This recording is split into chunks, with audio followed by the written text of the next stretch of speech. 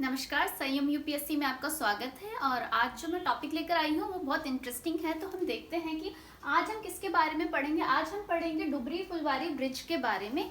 और ये हमारे भारत का सबसे बड़ा ब्रिज है जो बनने वाला है।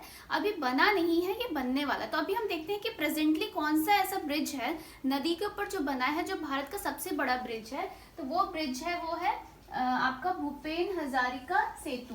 ये कौन सी नदी पे बना हुआ है? ये ब्रह्मपुत्र की जो सहायक नदी है, लोहित नदी, इसके ऊपर बना हुआ है। और जो अभी जो बनने वाला है डुबरी फुलवारी ब्रिज, ये ब्रह्मपुत्र रिवर के ऊपर बनेगा।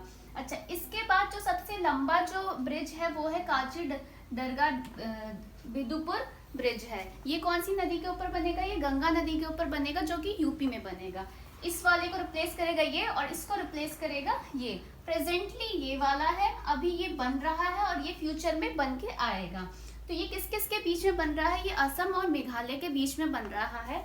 असम में डुबरी और मेघालय में फुलबारी के बीच में बन रहा है। ये हम देखते हैं मैप के थ्रू, हम समझते हैं कि क्या है। ये है आपका असम का डुबरी और ये है फुलबारी। तो जब अभी लोगों को ट्रैवल करने के लिए कैसे जाना पड़ता है? अभी लोगों को ट्रैवल करने के लिए यहाँ से ऐसे होके जाना पड़ता है। और जब ये ब्रिज बन जाएगा तो लोगों को ये ऐसे जाना पड़ेगा।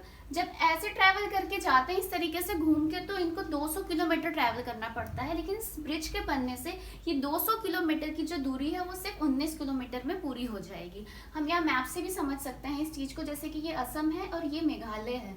तो यहाँ पे कनेक्टिविटी बहुत आराम से होगी, जबकि पहले क्या होता था, इस तरीके से पूरा घूम के आना पड़ता था। अच्छा, इससे फायदा क्या होगा? इससे ये भी फायदा होगा, जैसे कि भूटान को अगर व्यापार करना है बांग्लादेश से, या फिर बांग्लादेश को भूटान से करना था, तो ये लोग भी क्या करते थे, इस तरीके से घूम कर आते थे। अब क्या करेंगे, ये इस तरीके से इसी ब्रिज से होके जाएंगे। इसी तरीके से यहाँ पे हम मान सकते हैं कि सिक्किम को भी अगर बांग्लादेश से करना है व्यापार, तो वो भी इसी ब्रिज का प्रयोग करके यहाँ पे आ सकती है।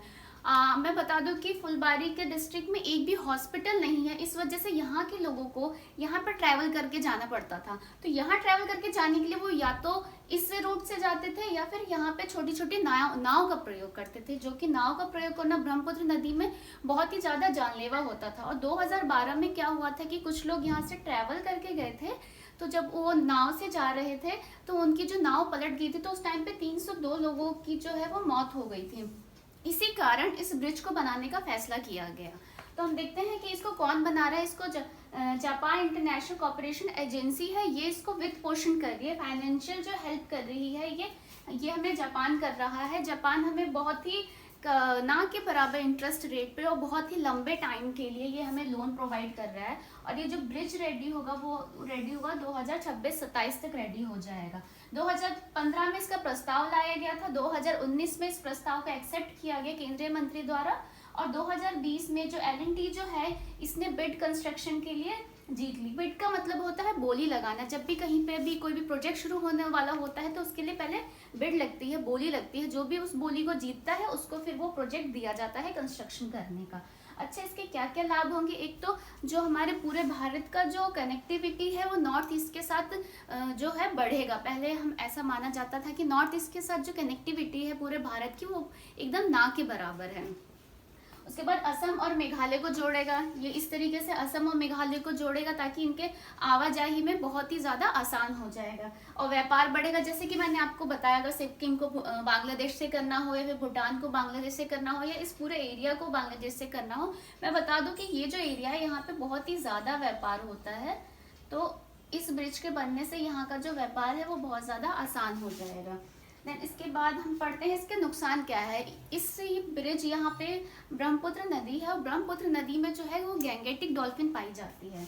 25 गैंगेटिक डॉल्फिन्स पाई जाती है, और इन डॉल्फिन्स को एकदम शांत वातावरण में रहते हैं, और इनकी जो आईसाइट होती है वो बहुत ज़्यादा वीक होती है। तो ये जो कंस्ट्रक्शन का काम होगा इससे बहुत ज़्यादा शोर होता है, तो शोर के कारण इनका शांत वातावरण में रहने में बहुत दिक्कत आएगी। तो इसके लिए गवर्नमेंट क्या कर सकती है कि वो ऑब्जर्वेटरी टावर लगा सकती है, कि जब इस ब्रिज के पास जब डॉल्फिन्स आए उस टाइम पे अपने कंस्ट्रक्शन का काम रोक दे। दूसरा है कि कंस्ट्रक्शन के टाइम पे साउंड को कम रखा जाए। वो चाहे तो बहुत सारे टेक्नोलॉजी का यूज़ करके उन साउंड्स को कम रख सकती हैं, ताकि जो यहाँ की जो डॉल्फिन्स हैं इनके ऊपर कोई भी असर ना पड़े। तो ये मेरी बहुत छोटी सी वीडियो थी इसके बारे में। अच्छा, इसमें एक और हमारा फैक्ट रह गया है कि ये जो नदी के ऊपर बन रहा है, नदी के ऊपर ये 12.63 किलोमीटर का बन रहा है, और ये रोड पे भी बन रहा है। जैसे कि यहाँ नदी जा रही होगी तो नदी के ऊपर भी ब्रिज होगा, बाकी ये थोड़ा सा रोड को भी कवर कर रहा है। तो ये जो एरिया जो रोड को कवर कर रहा है वो है 5.74 किलोमीटर। तो 5.74 किलोमीटर ये रोड पे होगा। और अगर हम बोलेंगे कि रिवर के ऊपर कितना है, तो रिवर के ऊपर होगा 12.63 किलोमीटर। तो ये थी आज की मेरी बहुत छोटी सी वीडियो। आप मुझे कमेंट सेक्शन में बताना कि वर्ल्ड का सबसे बड़ा ब्रिज कौन सा है। जैसे कि हमने पढ़ा कि इंडिया का आने वाले टाइम में सबसे बड़ा जो ब्रिज होगा वो होगा डुबरी फुलवारी ब्रिज होगा। और रिसेंटली अभी प्रेजेंटली कौन सा है, वो है भूपेन हजारिका सेतु। तो कमेंट में आप आंसर दीजिएगा। तब तक हम कल मिलते हैं। धन्यवाद।